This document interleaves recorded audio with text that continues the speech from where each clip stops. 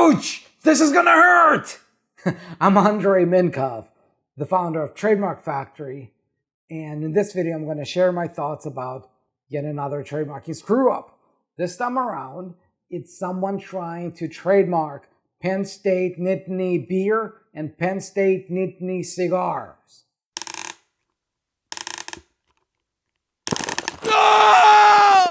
Let me start by reading from the article, and you can always find the link in the description below. Penn State sues business owner for trademark infringement. Penn State is suing a man whose business uses the university's trademark names and logos to sell beer bottles, cigars, and t-shirts, according to a lawsuit filed by the university on Friday.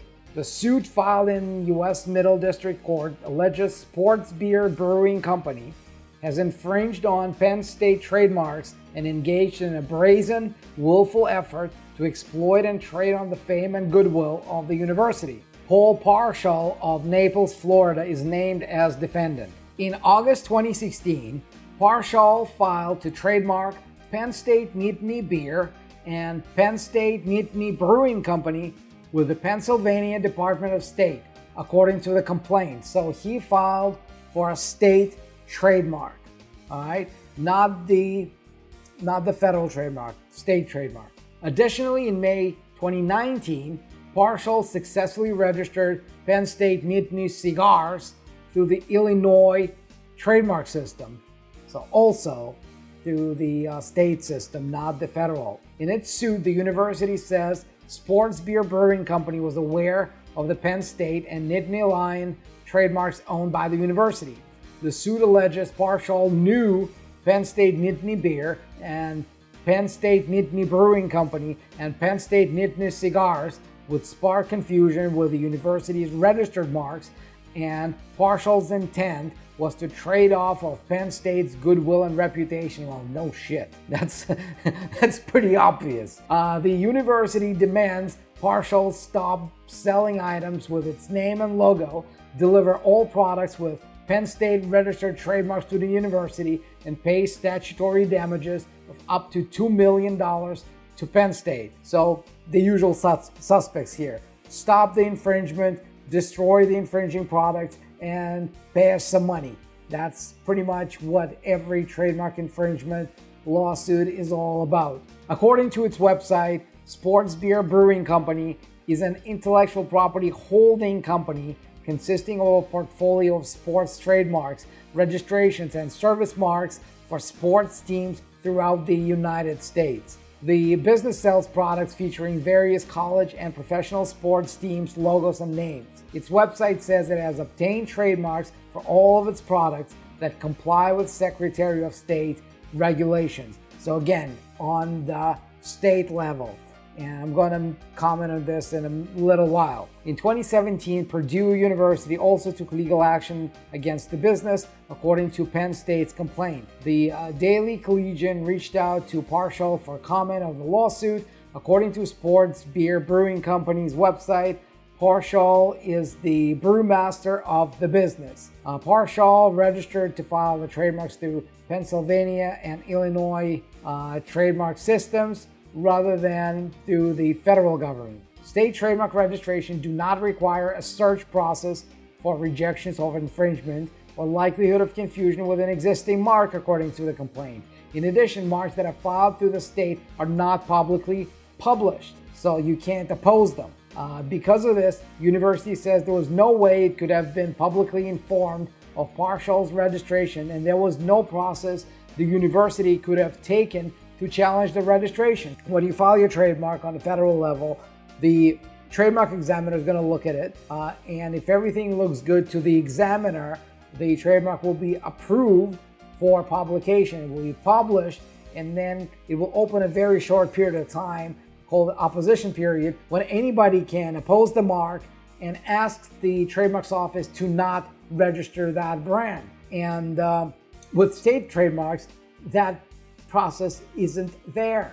So even though it's very difficult to spot trademarks that are being applied for during the opposition period, at least there are mechanisms that allow you to do it, right? So there's a third-party service For example, we offer such a service where we watch a trademark or a brand or similar brands to make sure that when somebody's filing a trademark similar to that, the brand owner gets notified. So this is probably what Penn State has been doing on the federal level. And what they're saying is that there was no way for them to spot something like this on the state level. All right, let's keep going. The complaint claims Partial has attempted to register trademarks through the federal system several times. These attempts have been abandoned after United States Patent and Trademarks Office notices the obvious infringement, the suit says. So he tried registering on the federal level. The trademark examiner looked at it and, of course, found that the marks would be confusing and rejected his application. So that's when he went to do it on the state level. In March 2018, the Pennsylvania Governor's Office of General Counsel informed the university of the Penn State Nittany Beer registration. And prior to filing the suit, Penn State sent 2 cease and desist letters to Partial in June 2018 and June 2019. What I'm wondering is what happened during that whole year. After they sent the first letter and before they sent the second letter, what were they doing? Just waiting and hoping, oh, Mr. Partial might respond any day now, right? I don't know why it took them a whole year, but better than there were 2 letters. The letters told Partial he was infringing on Penn State's trademarks rights and demanded Partial stop using the university's protected trademarks and destroy all products with the marks. Partial refused to stop using the mark both times, arguing the marks he filed were available and not owned by the university. Penn State has never used the name beer in any of their filings with the state or feds. This holds true for Nittany. I would be willing to work with you and the university. Part of Partial's June 2018 response reads in the suit. Penn State's complaint also alleges Partial offered to sell the marks to the university, and university has requested a jury trial. So this looks like an open and shut case.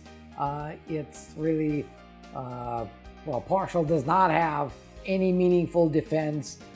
You don't need to be a lawyer to see what he's trying to do. And I don't think he's got an argument that because university does not necessarily sell beer or cigars under their brands, that he can get away with this, because it's such a direct nod. It's not even a nod. It's like there. It's so direct that nobody in their right mind would think that Partial's products and university's products are 2 completely separate sets of products with no relation to one another. So I think it will be a pretty easy case for the university to prove. The problem here really is the state registrations, because it just shows how meaningless that system is, because it allows you to register pretty much anything with virtually no controls, with no oppositions, with barely any examination. And what it allows you to do, it allows you to have a semblance of having a legal right to the name. It allows you to to have a response, or at least have a pretense of having a response when somebody attacks you, and that's not good.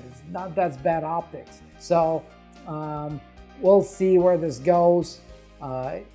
You know what? The funny thing about cases like this is when somebody blatantly infringes somebody else's marks and they know what they're doing, they're knowingly doing it, they know they're infringing.